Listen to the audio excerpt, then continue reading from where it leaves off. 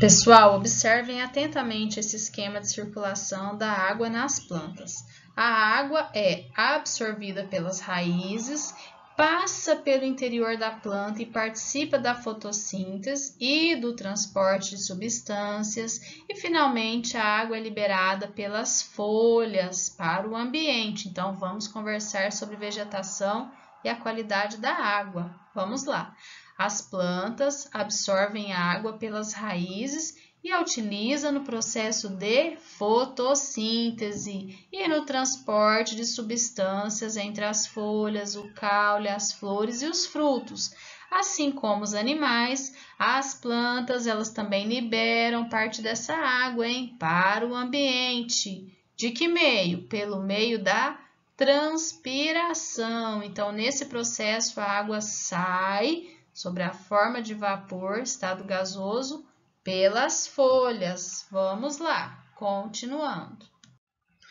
E temos uma curiosidade, A água liberada pelas plantas na transpiração contribui para manter a umidade do ar, ou seja, é o vapor da água existente no ar que respiramos. A manutenção da umidade do ar em níveis adequados contribui para a formação de chuvas. E olha só, além disso, é importante para a saúde do corpo humano, principalmente para o sistema respiratório, E além de as plantas serem essenciais para a manutenção do ciclo da água, as matas e as florestas que ficam nas margens de rios, lagos e outros corpos d'água, chamadas de matas ciliares, contribuem para a manutenção da qualidade e da quantidade de água nos rios. Vocês já perceberam que quando nós viajamos, quando nós conhecemos algum lugar que é rodeado por plantas, que tem tipo uma mata, uma floresta, uma vegetação, como o ar é diferente. Então, nós conseguimos respirar um arzinho mais úmido, um arzinho mais puro. E isso nos faz bem, porque o nosso sistema respiratório, ele fica super bem quando nós respiramos um ar puro, um ar agradável, livre de poluentes, de fumaça, enfim. E, logicamente, que a vegetação ela é importantíssima para termos esse ar puro, esse ar livre de impurezas. E com o grande aumento do desmatamento, aí fica complicado, pessoal? Então, vamos na sequência falar mais um pouquinho aí sobre vegetação e a qualidade de água. Vamos lá, galerinha, página 27. Por que as plantas são importantes para a qualidade do solo e da água, O que vocês acham, pessoal? Então, vamos ler juntos aí esse texto. A copa das árvores acumula água da chuva e a parte dessa água evapora, e isso contribui para que os rios não transbordem em caso de chuvas fortes. Olha só, inclusive foi assunto da nossa aula de geografia, Olha só, vai grifando o que for importante, galerinha?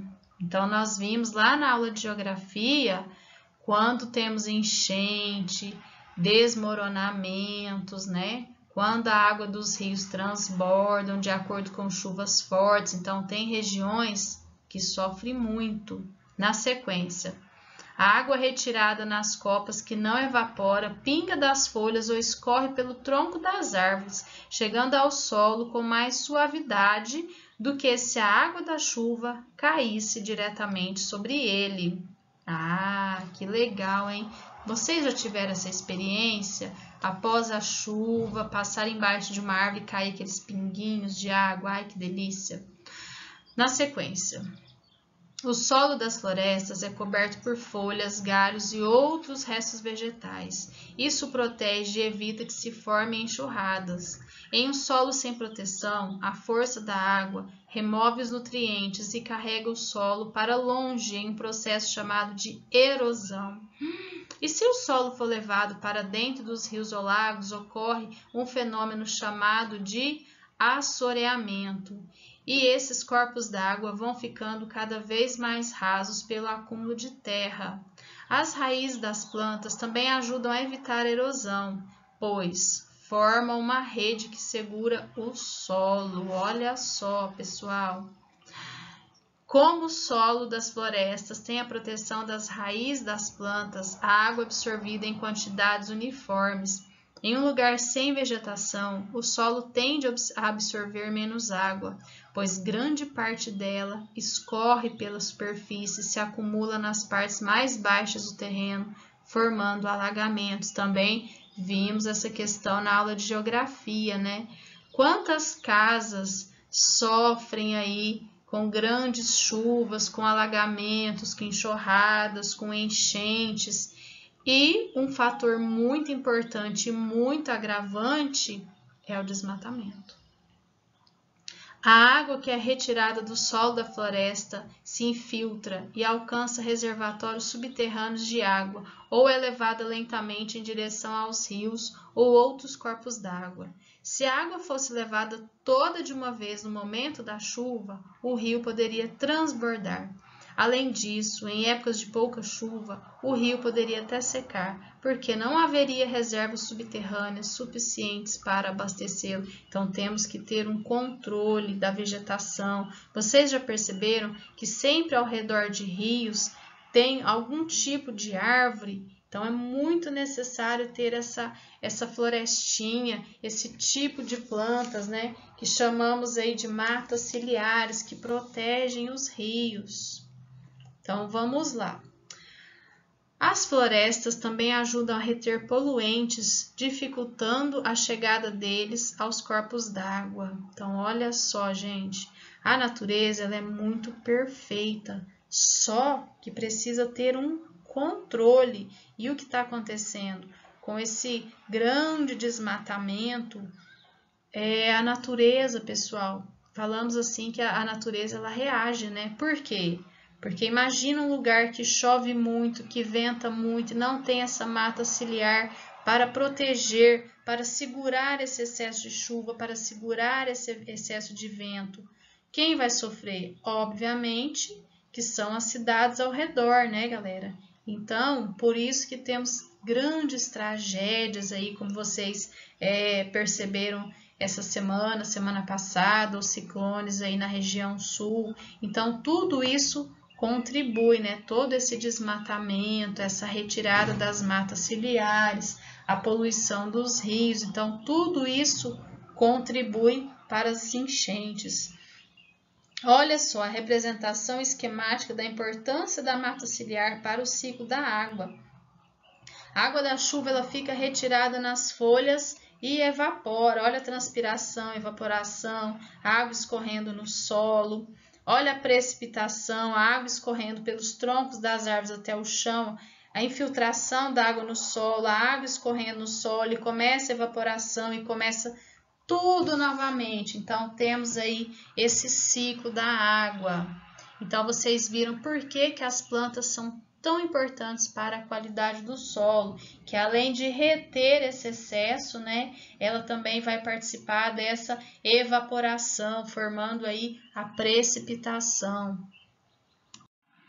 Então, comentamos aí, né, sobre essa ilustração da página 27, a representação esquemática da importância da mata ciliar para o ciclo da água. Então, vamos continuar.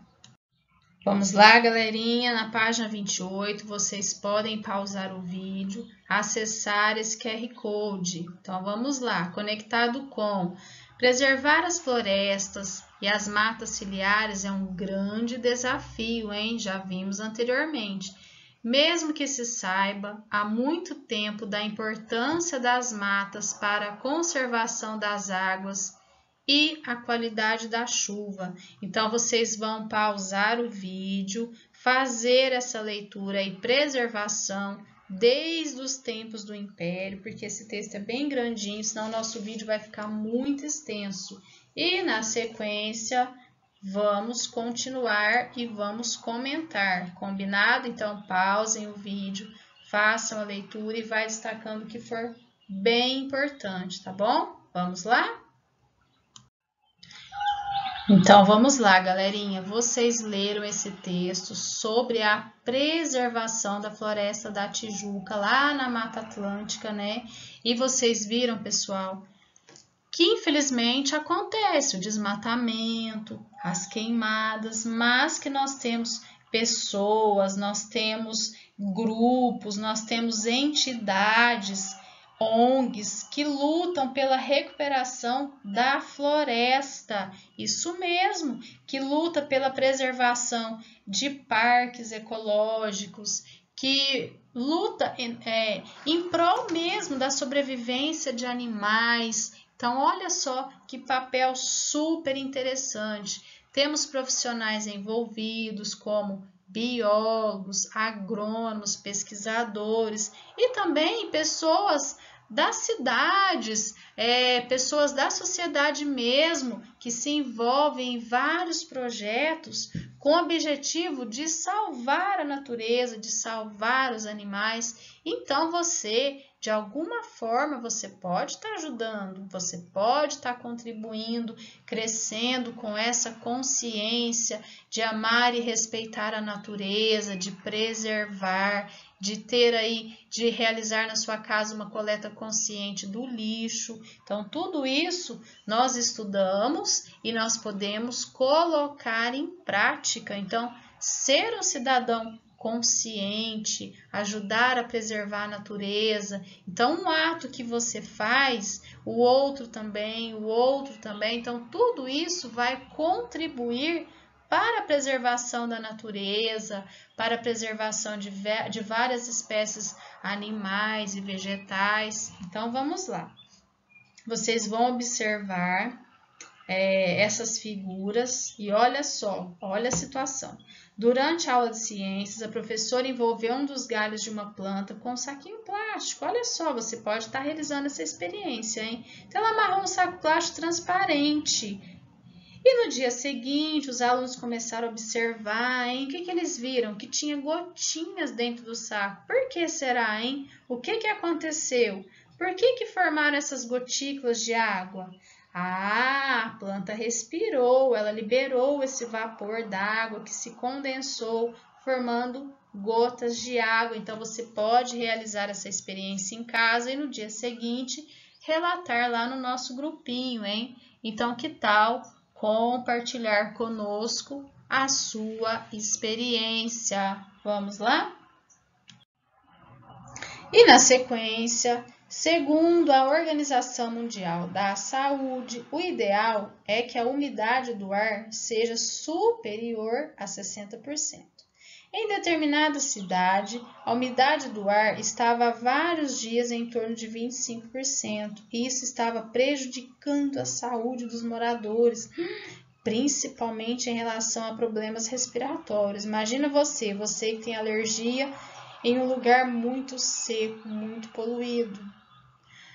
Qual das 3 medidas sugeridas é a mais eficiente para aumentar a umidade do ar dessa cidade e mantê-la em níveis saudáveis? Lembrando que a umidade relativa do ar refere-se à relação entre a quantidade de água existente no ar e a quantidade máxima que poderia haver em determinada temperatura. Então, olha só. O que nós podemos fazer para mudar um pouquinho essa realidade, para melhorar essa qualidade do ar? Plantar mais árvores. Por quê, hein, galerinha? Vamos lá.